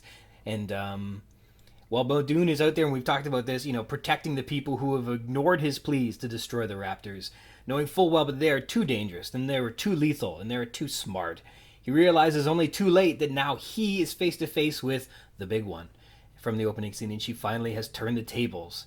And then he has that brilliant line where he gives her all the credit in the world. Clever girl. I mean, the only thing missing from that scene for me was the raptor talking. Mm-hmm. The raptor should say, "See you at the party, Richter." You know how I said I was going to kill you last? I lied. And so that's kind of like that was such a moment in the film that everybody really appreciates. The raptors continue to be villains, but they aren't quite as in control after that. This attack appears in the novel too, but it's totally different. Like we were saying, it's at the beginning of the tour when the raptors attack the fences, and this sort of characterizes two different moments. It's the oversized turkey kid, and then this moment too, where this particular attack is described in the novel, and they put that description of the attack into two different parts of the movie. So that was pretty neat in terms of how influential that moment in the book was. And so we got, if you recall, the two raptors in the jungle just outside the visitor center, and then the one in the generator room. Then with Ellie. And so then the big one and the one that just killed Muldoon enter into the next scene, which is the kitchen. And so in Is it the kitchen first, or is it they're in the room and they're trying to figure out the locks? I can't remember the order. Because Timmy and Lex are in the control room, so they had to be saved from the kitchen first. So the next scene is in the kitchen, where the two movie raptors enter the kitchen and have a cat and mouse game with Lex and Tim. It's beautifully shot scene. Yeah. Like all of the little reflections, everything was great. And in the novel, there's only one raptor, but the entire scene is done through the night vision goggles. All the lights are off. Okay, yeah. Right? And so Lex is entirely blind in the dark, and he's trying to save her from the one raptor that's, I guess, banging around in the kitchen too, can't see in the dark. So that's pretty cool. And it would have been neat, but I think we can agree that Spielberg nailed it. So I don't know if I would have changed too much. It would have been wild. Also, like, you don't want to just make... I think that the whole point of, like, changing the Lex character was to make her not just a useless kind of damsel in distress. Like, actually give her some agency, give her some character to play with. Like, once she learns Linux and it's, like, actually useful, it's when Timmy actually becomes useless in that scene where she's trying to, like... Also, I don't know if you know Linux. I don't know if you like... But generally, in a computer, like... every system is run differently and set up differently. Whether or not Lex knows Linux, she doesn't know the system that she's working on. Right. So she could like just go, okay, well, I don't know where anything is. Yeah. What folder is everything kept in? I also just love that this display of like, you know, the 90s video of just like, oh yeah, because in computers, you just travel around the computer, and there's little blocks, and you go, that block. Well, how... and everything works. I mean, we're talking 1989, and the Land Cruisers have video monitors in the cars, and, like, data is able to be transmitted from the control room to the cars on the tour. Like, I can't specifically speak to how great technology was in 1989, but that's wild. And, like, when we look at the film, which was set, you know, in 93... that computer system looks super dated. And to imagine that even like a couple years before that, where Crichton's writing this, that the idea that, like, I just don't know how realistic or how fascinating or how fabulous it was that they were able to project what data they had on their computers onto the cars. Like, so that they could also read that. I don't know if that is complete fantasy or if they're, like, cell phones feel like a big deal in the 80s, right? Yeah. Well, like, I mean, like the car phone? I mean, I guess that the cars were electric, and maybe they were transmitting through the railing of some kind. I don't know how that would work. But can we talk about the Timmy in the room for the hacking scene? Okay, yeah. So they in the book too, they also lock one of the raptors in the freezer, and so that's two raptors remaining in the movie. That makes it there's still like 8 or whatever raptors in the novel. That doesn't really matter. So yeah, we get to the control room, and they're racing, and yeah, go ahead. What's your thought on Timmy there? I mean, so you've got Grant and Ellie blocking the door from the raptor trying to get through. The very smart raptor who knows how doors work. And then you've got, you know, Lex doing her thing on the computer, and you've got Timmy kind of just standing around Lex, you know, kind of, you know, do it, you can do it, I support you. Like, just kind of, and then you've got literally the shotgun that could save them all. But like a foot away from Ellie and Grant. And all of a sudden, Timmy does nothing. Timmy does not help. Timmy is doing absolutely nothing to help anyone in this scene. And all that Grant or Ellie had to say was like, Timmy, get us that shotgun, and we will save the entire movie. And Timmy just sits there over his sister's shoulder, I assume trying to like kind of mansplain what technology is. For what it's worth, I don't know what it's like to be struck by 10,000 volts of electricity, but like he may have just suffered a pretty severe stroke. So he's not all there on an empty stomach. So he might be. But he might have been shocked, but he's still got those puns lined up.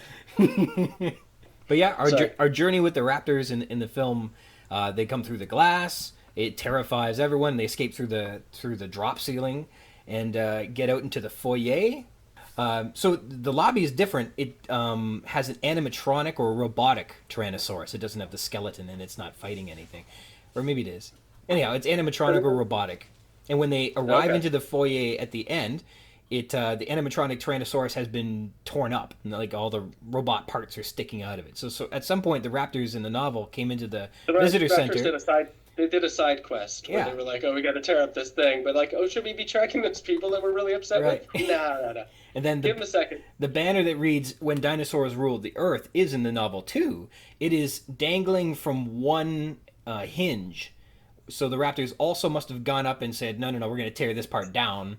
So the lobby looks really distraught. Also, somebody steps on a guard's ear, so they chew up and I think the rest of the guard is somewhere around. They get a security card, and that's how they get through the park once the things are up and running again. Oh, that is dark. Yeah, but not any less harrowing than what happens in the film, where the big one and her mate, whether that means her buddy or her partner, I don't know, but the big one and the other one are chasing everybody down. There's just two raptors. It felt like there was more raptors in that scene. Yeah. But it's just the two. Well, the one that's I'm thinking of two where he gets kicked by the gymnast and falls on a spike. Yeah, there's lots of raptors in the Lost World. Yeah. I love the third one. Like, they always relied on like the raptors are the villains. Like the raptors are going to be the ones that are tracking them, hunting them. He was like, there were so many dinosaurs. Yeah. There's so many types of dinosaurs. He could have tried to change it up a bit. Also, the fact that the actual raptor that they use, like the name that they use, is actually a much smaller raptor. Yeah, the velociraptor is more like, I've been trying to come up with a good parallel, but like I feel like a peacock. I mean, a heavier peacock, but a peacock. Still, peacock size. Big long tail, low to the ground. It would have, a longer snout with sharper teeth instead of like a tiny little bird head, but... Peacocks are dangerous, man. Yeah. Don't undersell them. The oversized turkey is not far off. Imagine, like, when a turkey, that Tom Turkey thing where it blows up like a balloon and it ruffles its feathers. If a dinosaur did that, you'd be like, okay, I'll step over here, no problem. Yeah, I mean, I think what's your favorite death in the Jurassic Park franchise? It's hard to argue with Gennaro. Yeah, I mean, the line when you gotta go is just legendary. Yeah, it's played for laughs until it turns. That's just like the dilophosaurus thing, like, too. The only person that no one cares died. But Muldoon's so good. In the Lost World, when the dude gets stepped on as a Tyrannosaur runs up the game trail. Oh, and he's actually still stuck on his foot? Yeah, that's pretty wild. That's brutal. What's good about it is they're also special. They find a neat little way to do something new for the first couple movies. My saddest death is Eddie from 2. Oh, yeah. Just like hero, the only person who was doing everything right and didn't deserve any of it and went to save his, not even friends, just people he'd literally just met. I would say certainly the most impactful one, yes. Yeah. Yeah. He's the only person who had nothing to do with that Tyrannosaurus sex baby. Tyrannosaurus Rex baby, not sex baby. And he's the only one who paid for it. Everyone else got away scot-free. Yeah. They just lost their van. You know what? In Fallen Kingdom, I didn't recognize Ted Levine from... Do you remember? He was James Gumb. He was Buffalo Bill in Silence of the Lambs.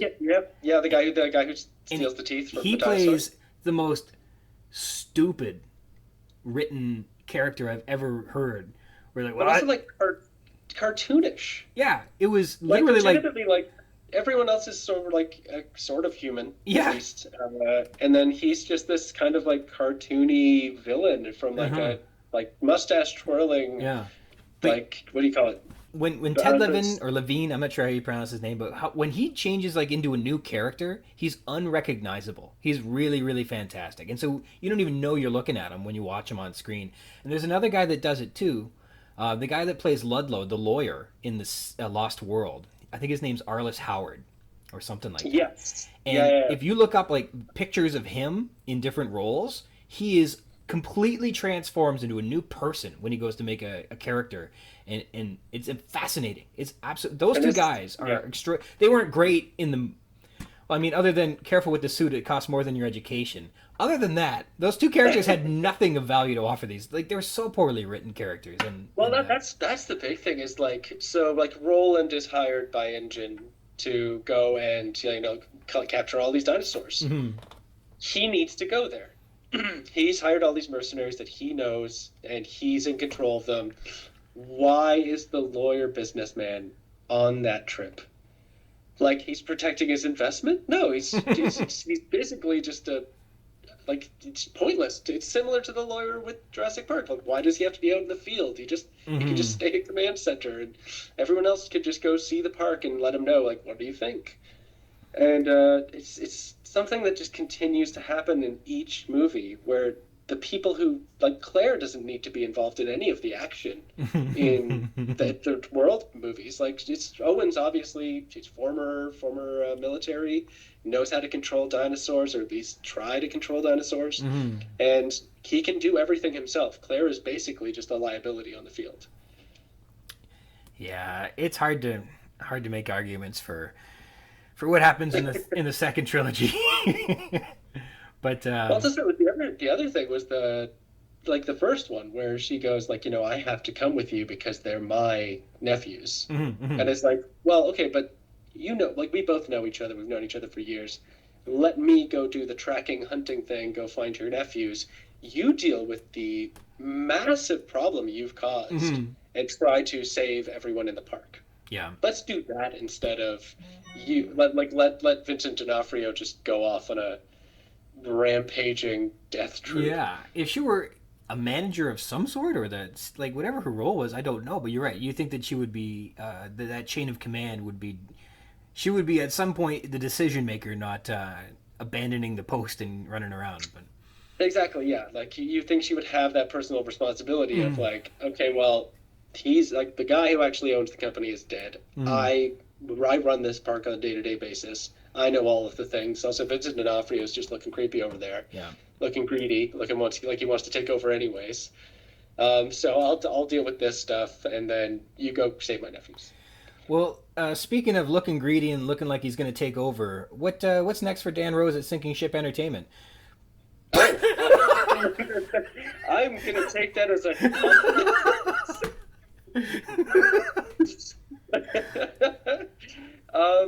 yeah, so I'm actually working on a show right now. Can't talk too much about it, but it's sort of similar to Dino Dana. It's live action animation, and it's kind of got a message for the world to kind of, like, we got to save ourselves. We can't let corporate America run the world and destroy it. We've got to take care of it ourselves. So I kind of, like, love the message that it's putting out there for everybody. Yeah, and I got that for another, I think, a year, and then a couple more shows coming down the pipe. So we still got lots to do. And there are dinosaurs in that one? No, sadly no. Oh, okay. Well, if you ever do need an uncredentialed dinosaur guy to consult on upcoming dinosaur projects, don't let accusations of nepotism stand in our way. I'll pass that by, but I'll try to sell it with, like, not the uncredentialed part. Well, like, if nepotism is a problem, I'll stop being your friend right now. I mean, that's a toughie. That's like, what do I do? Because I like you as a friend, but I mean, you could work together. That'd be nice too. And then maybe we could develop a work friendship. Yes. And just cancel this. Yeah. Yeah, I'll be canceled before I get to the end of this book. Don't you worry. Well, it's been awesome. Thanks for jumping through all the hoops. Yeah, all the hoops to get a recording going. I appreciate you being the acrobat you are to get. So we're. Because I was going to say, I'm like, this is I loved, because I really didn't know much about the novel. So this was really fun. This was really nice to know. All right, thank you very much to my special guest Dan Rose for joining us today. This week's text is Control, spanning from pages 138 to 143. Synopsis: Arnold and Hammond quarrel over the difficulties the park must overcome to have Jurassic Park ready for its grand opening, because they have all the problems of a major theme park, all the problems of a major zoo, and the added difficulties of caring for animals nobody's ever observed before. It's revealed that Dennis Nedry is here to fix the bugs in the system this weekend, and on the tour the guests visit the venomous dilophosaurs. Characters: John Arnold. Arnold apparently is tracking all the problems with Jurassic Park in a continuing effort to get a control of things, adding grinding gears to the list as the tour begins on 138. He disagrees with Hammond about, quote, minor details, that all details are important, spoken like a true man who's worked on nuclear submarines. We're told Arnold is nervous at most times, and now, with the first tour entering the park, he is especially edgy. Arnold's team doesn't often go into the park, like these people on the tour have. We learn that Arnold is a systems engineer and a father who's worked on the Polaris submarine missile, Disney World in Orlando, and Magic Mountain in California, Old Country in Virginia, and Astro World in Houston. And this has given him a, quote, somewhat skewed view of reality, seeing the entire world as a metaphor of a theme park, only half-jokingly. Arnold's experience in theme parks informs his concerns that, quote, minor details can take years to work out of a single park ride, let alone an entire park, on 139. He voices his concerns with Hammond, and even calls him out for, quote, not being around, and therefore, I guess, expedite problem-solving around the island? I'd suspect Hammond has final say, or the stamp of approval, and without him, they can't move forward without, I don't know. Do they need him? Whether the raptors ever escape their pens or not, Arnold believes Jurassic Park is, quote, inherently hazardous on page 140, and the delays are caused by a lack of animal control, not engineering, which is a clever way of saying, yo, these aren't my problems. I can't type a few keystrokes and fix this. He's also got Nedry's back. When Hammond goes to attack Nedry, Arnold restrains him on page 140. With a system this large, there are bound to be glitches. To stay on top of how progress was developing, Arnold has a window on his monitor which shows what Nedry is working on. And it's specifically noted this is not because Arnold doesn't trust Nedry. Then we get some voice on the intercom. This voice is either someone in maintenance or someone who deploys maintenance staff members to do things like inspect the grinding of gears on the Land Cruisers on 138. John Hammond, he enters control and downplays the grinding gears concern as a, quote, minor detail on 138. Hammond brushes Arnold's concerns off by labeling him a, quote, warrior, dismissing the issues. And again, it's mentioned that Hammond has been an absentee owner at the park. Wu mentioned this, and now Arnold mentions this. Quote, you're just not here to see it, Arnold says, about the problems with the park. Hammond tried to meet Muldoon halfway on controlling the raptors by fitting them with radio collars on page 140, and he disagrees with Arnold, who believes the park is inherently dangerous, and questions his loyalty, asking, whose side are you on anyway? Hammond doesn't listen to Arnold about the animal control problems at the park, but rather jumps into the, yeah, but you have lots of engineering delays. Don't blame the animals for them. He believes the animals are trainable and will fall in line once the engineering delays are resolved. And the computer delays too. He chastises Nedry for not, quote, having done it right in the first place. Muldoon stands in the corner of the control room, silently watching, presumably the Land Cruisers entering the park.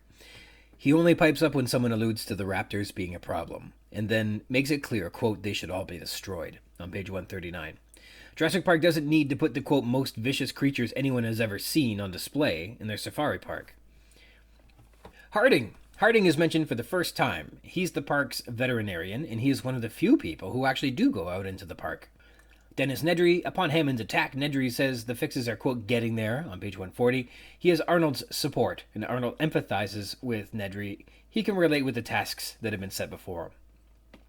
Nedry believed that he'd be able to make all the fixes over this weekend when he showed up, but upon seeing the pages and pages of problems, he paled and called Cambridge to tell his staff programmers to cancel their weekend plans and work overtime until Monday. And this required all the phone lines to transfer program data back and forth to his programmers. Richard Kiley, the voice. The voice continues to host the tour, prompted by signals from the motion sensors. So as they arrive at a location, the motion sensor triggers the CD-ROM to play Kiley's recording. And apparently, they're close enough to the aviary to trigger that file.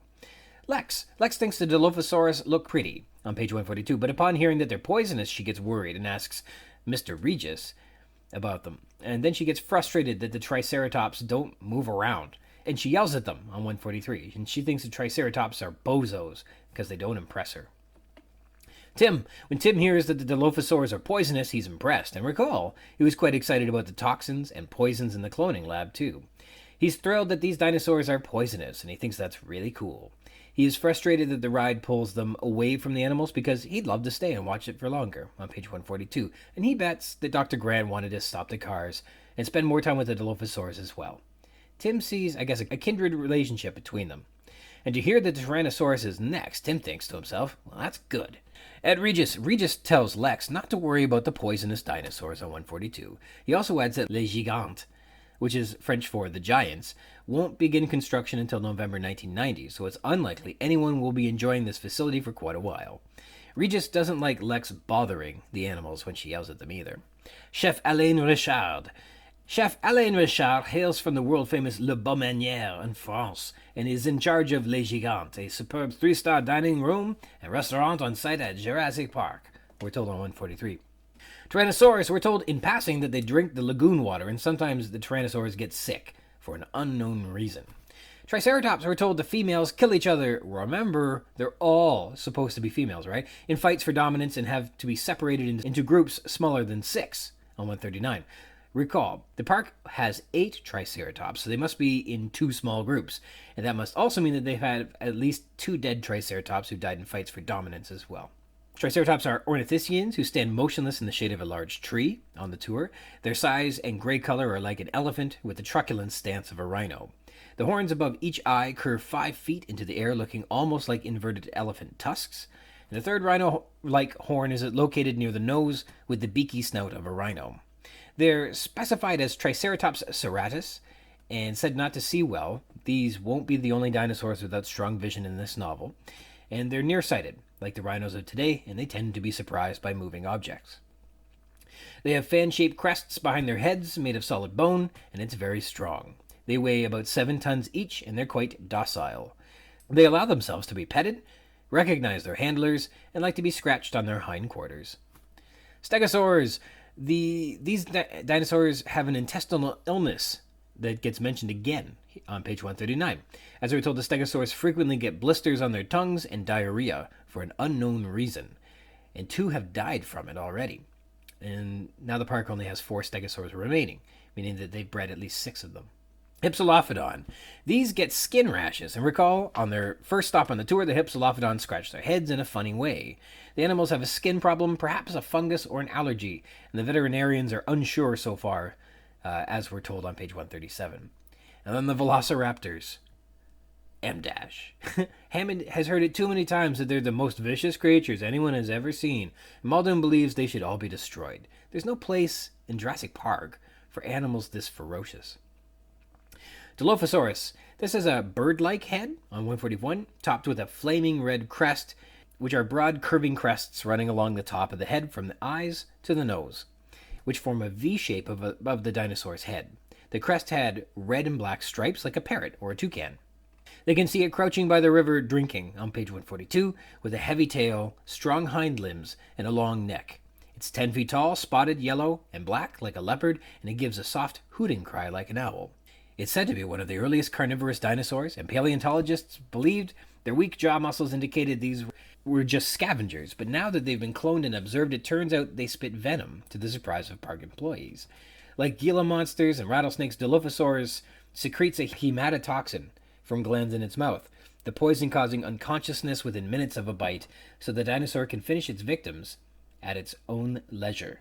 Quote, making Dilophosaurus a beautiful but deadly addition to the animals you see here at Jurassic Park. Strangely, there's no mention of them literally spitting.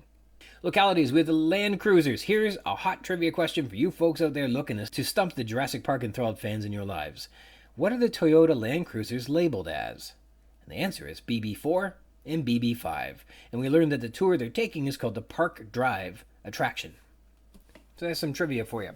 The control room. This has a big window that overlooks the park, which, recall, slopes down from the north, where there is a mountain, right? So from this window, looking out into the park, which slopes down, they may be actually able to see for quite a distance. It's probably difficult for us to envision this luminous and expansive view from the control room because we're always told how very dark it is inside this room, which is like not what windows do to rooms, especially midday while this tour was being hosted. In any case, in the control room, Arnold sits at the central console at the control panel. And staff members rarely ever even go into the park, we're told, but rather observe it from this control room. Isla Nublar. Again, we're told that the Land Cruisers are heading south, away from the visitor center and the visitor section of the island, leaving the safety of the electric fences, barbed wire, and steel bars over the windows. Recall the expression, things are going south, which carries the connotation that things are heading down, as opposed to looking up. Because south points down on a compass when held facing true north, I'm not sure this expression applies, but if Crichton did use this intentionally, that's fantastic. We learned that Jurassic Park staff members don't actually go out into the park very often, except for Harding, the vet, who sometimes does. We're told on 138. The animal handlers enter, quote, individual feeding houses, but otherwise they just watch the park from the control room. And that's interesting. They've been heading south down the west side of the island, past the Hypsilophodon highlands, and now are following the river to the Ornithischian paddock on their left. And that would be east, I guess, towards the island interior, and they're presently still north of the aviary at this point. The land cruiser rides atop a high ridge overlooking the fast-moving river, which is almost enclosed by dense foliage on both sides. And after passing the dilophosaurs, they turn a corner, leaving the river behind. The aviary. The Teratops Lodge in the aviary is delayed because the pterodactyls are so unpredictable. We're told by Arnold it's unfinished for visitors, says the recording by Kylie. Sunlight glints off the aluminum struts, and we're told directly below is our Mesozoic jungle river. And Jurassic Park. Arnold considers Jurassic Park, quote, from an engineering standpoint, by far the most ambitious theme park in history on 139. With all the concerns of an amusement park, a zoo, and oh yeah, quote, the unprecedented problem of caring for a population of animals that no one has ever tried to maintain before. Allusions and references. The Polaris submarine missile. John Arnold, known as Ray in the film, worked on the Polaris missile, a two-stage solid-fueled nuclear-armed submarine-launched ballistic missile in the 1960s. Turns out these missiles were the U.S. Navy's first submarine-launched missiles, and the Polaris submarine served from 1961 to 1980, so Arnold would have been serving on this project in its early years. Submarine-launched missiles are, quote, essentially invulnerable to counterattack, or, therefore, known to be very useful to the military. Disney World in Orlando. Located in Lake Buena Vista, Florida, near Orlando, this Walt Disney World opened back in October 1, 1971. So Arnold would have been leaving the U.S. Navy as an aerospace engineer to become a park designer for Disney in the early 1970s. Attractions that opened in the early 70s include Magic Kingdom, 20,000 Leagues Under the Sea Submarine Voyage, and Flight to the Moon in 1971, Disney's Village Resort in 1972, the Golf Resort Tom Sawyer Island in the Pirates of the Caribbean in 1973, Discovery Island in 1974, and Space Mountain in 1975. Magic Mountain in California, but then Arnold moved along to work with Magic Mountain in California, which is now Six Flags Magic Mountain. This is in Valencia, California, near Los Angeles, which also opened in 1971. If Arnold were here, he may have helped add its second roller coaster, the Mountain Express, or the park's new complex of spinning rides in what would become known as Backstreet. The new additions were named things like Himalaya and Electric Rainbow and Tumble Drum and things like that. Old Country in Virginia. Then Arnold would scoot over to Old Country in Virginia, which you might know by the more contemporary name Busch Gardens in Williamsburg, which opened in 1975. They had rides installed in 1976 like Die Wildkatz and Das Kratzen, and in 1978 the Loch Ness Monster, as well as a monorail and an antique race car track. Astroworld in Houston. This park is in Houston, Texas, of course, opened in 1968, but Arnold would have arrived after his term in Virginia, perhaps in the late 70s or even early 80s. Astroworld was sold to Six Flags in 1978. After that time, they installed the Greased Lightning and the Texas Cyclone rides. There's a common thread throughout all these amusement parks, and that's one of the amusement park ride design and manufacturer, specifically Aero Development. It's possible Arnold worked for this company, and therefore worked on projects for these parks without actually changing jobs. Or it could have been another developer, but it seems he'd more likely be an engineer working for a company rather than a continuously changing gigs to do the same work at new parks all over the US, right?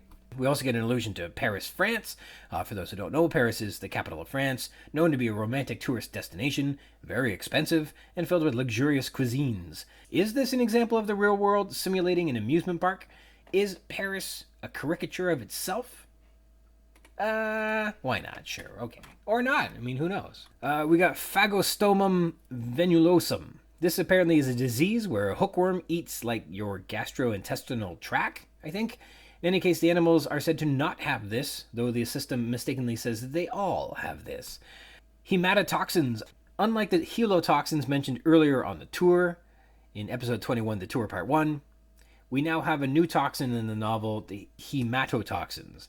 It doesn't look like there are hematotoxins in the real world, but something can be hematotoxic.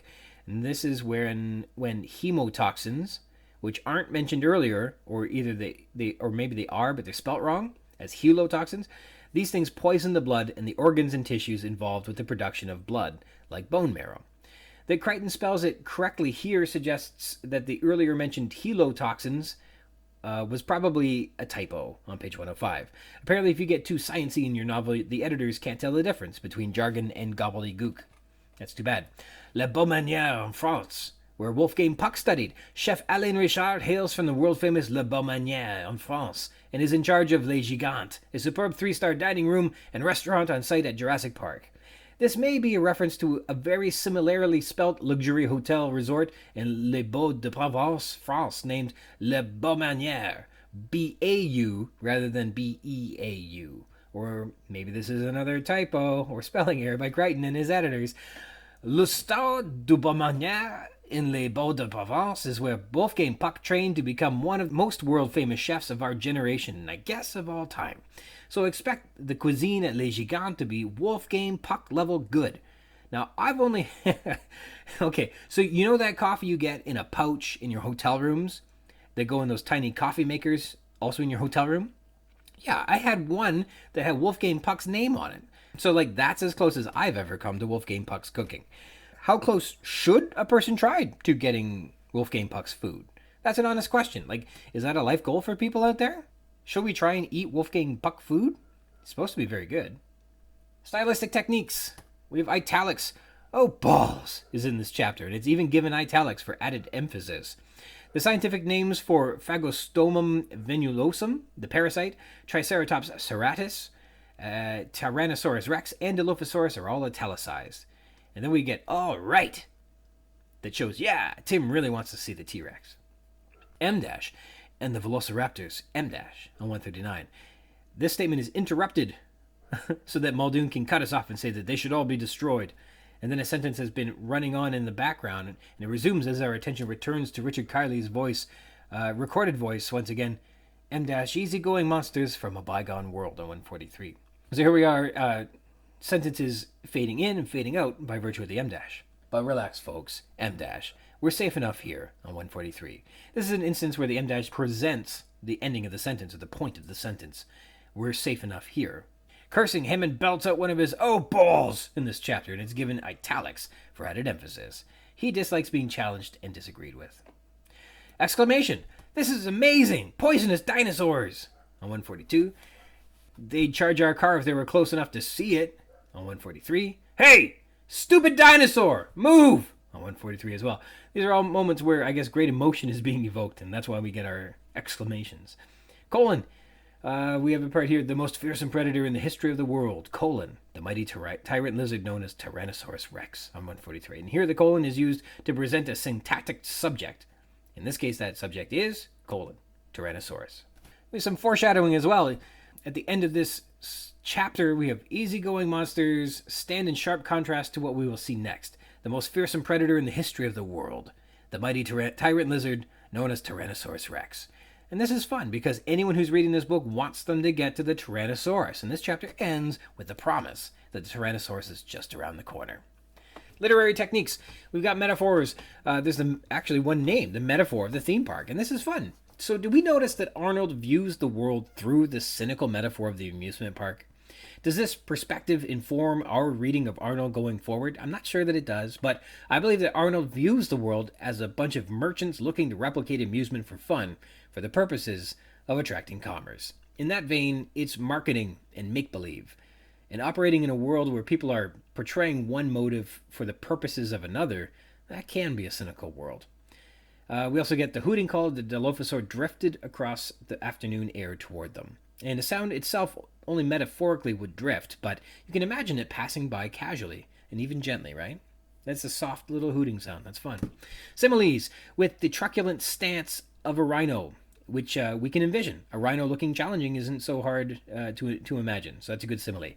Quote, the horns above each eye curve 5 feet into the air, looking almost like inverted elephant tusks, which is a great way to perhaps envision something unfamiliar if you don't know what a triceratops horns look like through the vision of something more familiar, the tusks of an elephant.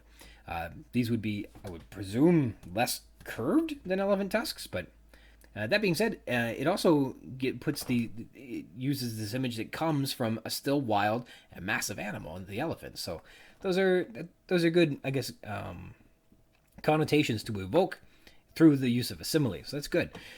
They just sit there like in a picture book, says Lex of the Triceratops. And that's good too. It's a vision that Lex could relate to, a picture book, which she's just a kid. And also it shows her frustration. Hey, if they're not going to move, why the hell did I fly all the way out here? I could see stationary pictures back home in bed, you stupid dinosaurs. You bozos. Motifs, we've got responsibility and safety. Arnold challenges Hammond on the safety of the island, outlining how the dinosaurs aren't what they expected. And many of them are very dangerous, which has affected the park's opening date. We're told on page 140. The Jungle River ride was delayed by the spitting dilophosaurus. The Teratops Lodge in the aviary is delayed because the pterodactyls are so unpredictable. They can't control the animals. These aren't engineering delays, says Arnold, a.k.a. they aren't my problems. We're also given a note in this chapter that all the phone lines are being used by Nedry to transfer program data back and forth to his programmers in Cambridge. So they have no connection to the mainland anymore. That's irresponsible. That's not safe. The illusion of control in a previous episode, episode 22, the tour part 2, with awesome guest Danielle Weigel, she emphasized how everything in the park was teetering on the brink of collapse, that nothing was under control, that there were problems with the park at every turn. And this chapter certainly illustrates that. Arnold, the warrior, is perhaps overburdened with chores as well. As cost-effective as it is only to employ a handful of people to operate the entire park from the control room, single-handedly, it's overwhelming. Arnold describes the amount of work that went into getting the park drive attraction operating, the CD-ROM to interact with the motion sensors, weeks of adjustments, and now they're finding new problems with the gear shifts grinding. It's a cascading, unending series of glitches and bugs that are exhausting and overwhelming. It's only a matter of time before this, quote, inherently hazardous park goes tragically wrong from Arnold's perspective. And that said, the computer system is very large, and there is a list of 130 items to be fixed, including lots of odd aspects. The animal feeding program resets itself every 12 hours, not every 24, and won't record feedings on Sundays, and they can't tell how much the animals are eating. The security systems controlling the security card activated doors cut out when the main power was lost, and they didn't come back with auxiliary power, and we should maybe see if that becomes a problem later in the book. The light dimming energy conservation program only worked on alternating days of the week. The auto poop system that inspected for parasites reported that all specimens have a parasite, though none actually do. Handlers couldn't empty the hoppers to prevent the medication of the phagostomum without signaling an unstoppable alarm, etc., etc. Pages and pages of errors. Let's talk about tension. The first page of this chapter on 138 is filled with tension, although it's quick and easy to blow right by it in a casual reading. But we've got Arnold chain smoking, who is cataloging problems. We've got small details already going wrong. We've got this mysterious park that nobody even enters while the tour is going south, and Arnold worries about a, quote, 100 details. Crichton has employed all the elements to raise the tension, and all that's happening is people are leaving the visitor compound and entering the park. And a lesson for writers is to create a worry wart for your novel so you can use them to raise the tension. Having them worry about every little thing that could go wrong is an interesting way to get the reader to feel more discomfort or dread for our heroes. While it's possible that people embarking on a tour may face literally no problems, by having someone who worries about them, there could be a problem at every corner that they don't see, just waiting to happen. So that's cool. Contrivances and plot. One of the things that allows Jurassic Park, the novel, to crash and burn into a dinosaur rampage that we love so much is lousy leadership. The man in charge cares only for their own ambitions, and this is a common contrivance of plot for all kinds of sci-fi and action adventures. We don't get well-rounded villains who are real people with real feelings and frustrated ambitions, but rather psychopaths with tunnel vision. That's John Hammond. And this chapter is a continued example of him dismissing his experts and their concerns. He just did it with Wu in the chapter version 4.4, and now he does it with Arnold in this chapter. And there's no board of directors, there's no committee, there's no regulators, it's just the investors and their proxy, Donald Gennaro. And it's all done in secret, recall from the introduction. The biotech industry in its infancy is rushing off to develop who knows what in secrecy, without oversight, in a hasty pursuit for profits. Timeline. We learned that Arnold worked for the military in the late 60s until he had a child, and he helped to build Disney World, which was under construction and opened in 1971, Magic Mountain, which also opened in 1971, Old Country, which opened in 1975, and Astroworld, which opened in 1978. And after hopping around for quite a few years, perhaps he settled down with Astroworld because we don't know what he did from 1978 to 1987 when he's recruited by John Hammond. As well, we know that the dilophosaurus' soft hooting cry drifts across the afternoon air on 142. So this tour is considered to still be in the afternoon. so before 5 o'clock-ish. The dinosaurs. There are 15 species in the park, and, quote, most of them are dangerous, says Arnold on 140. Hammond believes that the animals will, quote, fall into place once the park's bugs and glitches are resolved, and that they are, quote, trainable. From the beginning, we're told a core belief was that the animals, however exotic, would fundamentally behave like animals in zoos everywhere. They would learn the regularities of their care, and they would respond. And the herbivores are going to be continuously portrayed as docile and harmless, almost like domestic cattle in every instance. The Triceratops in this chapter is depicted as just, living up to these expectations, that they like being scratched, they like being pet, they come right up to you, it's no problem. They love their trainers. Although, depicting a Triceratops as anything but fairly aggressive and very dangerous is uncommon. For them to be gentle, easygoing animals seems to be an interesting turn that Crichton has employed here. Even rhinos are not safe and cuddly. I mean, it's just nuts. Voice acting. So there are a variety of recordings that Richard Kiley, who we've been told they spared no expense to bring on, which means he sounds like he's earned more than scale to record these tracks, that they're very dated in time. The aviary is unfinished for the public, and though there are 15 species on the island, apparently that number goes up and down, as Wu tells us. At one point they thought they had more than 20 species, but they were flawed or something, and they presently only have 15 species, we're told on 111. So as things change, they gain an animal, or a ride comes back online, or a new facility opens, or more likely an existing facility closes. Are they to have the expensive and aged Richard Kiley return to record new sound bites? It's always pestered me, even ages before this deep dive, that it was as if he were a live docent, whereas with the slightest changes at the park, the specifics of his recordings would become inaccurate or out of date. And in fact, this becomes a problem almost right away, as Kiley introduces Les Gigantes, a 3-star restaurant on the bluff overlooking the tour, which won't begin construction until next November, which is November 1990. So it's already out of date. It's not reflecting what people see. It's out of date. It bugs me. Park management. Arnold tells Hammond about his concerns with the park, especially the glitches and bugs which concern him in the fields of the amusement park, the zoo, and caring for, quote, unknown clone dinosaurs on 139. He then calls Hammond out for not even being on the island anymore as of late. And my question here is Hammond required to let Arnold fix glitches and bugs? Like, sure, Hammond downplays Arnold's worries, but so what? Is that stopping Arnold from making fixes or exploring problems?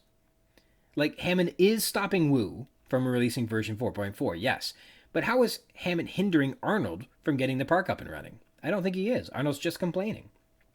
Now, Hammond is stopping Muldoon from destroying the velociraptors. That seems like an easy decision, and he's interfering with that. The raptors still exist is Hammond's fault. Hammond is personally responsible for the raptors and everything they do. He's actively prevented a safety measure from being implemented, in this case, destroying the raptors. Errors. We're told that the weak jaws of the dilophosaurs had paleontologists believing that the animals may have been scavengers, but, quote, now we know they are poisonous on page 142. This is wrong. Biologically, venomous is a term for an organism that bites or stings to inject their toxins. In this case, spits. Whereas poisonous is a term for organisms which you must ingest to become poisoned, like a mushroom or those cute frogs. You can eat a rattlesnake if you wanted. It's not poisonous. But if it were to strike you with its venom and fangs, you would become poisoned. A poisonous mushroom does not strike you with its poison. It is poisonous in and of itself. The rattlesnake is venomous. The mushroom is poisonous. Categorically different. This should have been corrected before the novel went to print, but alas, as Crichton admits on page 400 in the acknowledgments, quote, this book is entirely fiction, and the views expressed here are my own, as are whatever factual errors exist in the text. And that's a humble concession I think that we can all appreciate. The island layout is still fun for me to try and envision this park as realistically as possible. Things are starting to get complicated on this tour, though. We can track where we went so far. South, along the western side of the island, from the visitor compound they entered the Hypsilophodon highlands, seeing the Othnielia and Hypsilophodons. Then further south along the Mesozoic Jungle River, where they can see the aviary in the distance. They're still north of it, while alongside the Ornithischian paddock. And they are presently looking down on the Dilophosaurus. Maybe they're leaving the Ornithischian paddock at this point as they segue towards the Dilophosaurus, I'm not sure. Next, we're told the land cruisers ride atop a high ridge overlooking the fast-moving river, which is almost enclosed by dense foliage on both sides. And these descriptions remain consistent later on in the novel, though there's no mention for which way the river was flowing, nor of the waterfall that apparently they just went past on page 142. On Grant and the kids' return through the park, the river flows north and will culminate in a waterfall. And this is strange because the park peaks at the north end and descends into the south, but here the river flows from south to north. And this makes the argument that the center of the park is actually a deep valley, like the center of an extinct volcano. I'm not sure when the time will be right, but I'll get into my theory on the overall geographic layout of the island, but there's an argument to make that this volcanic seamount has eroded back from an eruption, and the park is nestled in the geomorphologically weathered remnants of an ancient volcanic crater. In any case, they've been traveling south with the dinosaur paddocks presumably on their inland side, and as they pass the dilophosaurs, they, quote, turn a corner, leaving the river behind, 142, which may mean that they're heading west towards the shore. Now, to their right, it's reported that there is a bluff, and on it, Les Gigantes, the site of Jurassic Park's superb 3-star dining room. Now, this may be on a bluff on the outer rim of the valley toward the shore. Recall that there are sheer cliffs that drop into the water at the edge of the island, but for now, this restaurant is not there and won't begin construction until sometime later next year. And also on the right, I suppose, below the bluff, are the Triceratops. This can get tricky trying to literally envision what this island must be like, but I bet Crichton had a little map of the island that he referenced when he was writing this, and I'd love to see that. That'd be really cool. Thank you to Dan Rose for joining us. Thanks, Dan. I appreciate it. We had a lot of fun. Like I said, I haven't giggled that much in a while, so that was great. Thanks, bud. I want to sign off today thanking you for joining me. If you want to read along in the book and add some thoughts to what we've been discussing on the show, or be a guest on the show and chat with me about anything you like about Jurassic Park, you can do that by connecting with me on my RyanSRogers@gmail.com. If you'd like to be a guest, drop me a line and we can try and set something up. We can rehash, tear down, gush over, and chit-chat about any part of the book, or also not the book, all you'd like. Jurassic Park-Cast is a part of the Spring Chicken's banner of amateur intellectual properties, including the Spring Chicken's Funny Pages, Tomb of the Undead graphic novel, the Second Lapse graphic novelettes, the Infantry, and the worst of them all, the King Street Capers. You can find links to all that baggage in the show notes or by visiting the schickens.blogspot.com, or finding us on Facebook at facebook.com/springchickencapers, or me. I'm on Twitter at RogersRyan22. Thank you dearly for tuning into the Jurassic Park-Cast, the Jurassic Park podcast where we talk about the novel Jurassic Park, and also not that too. Until next time.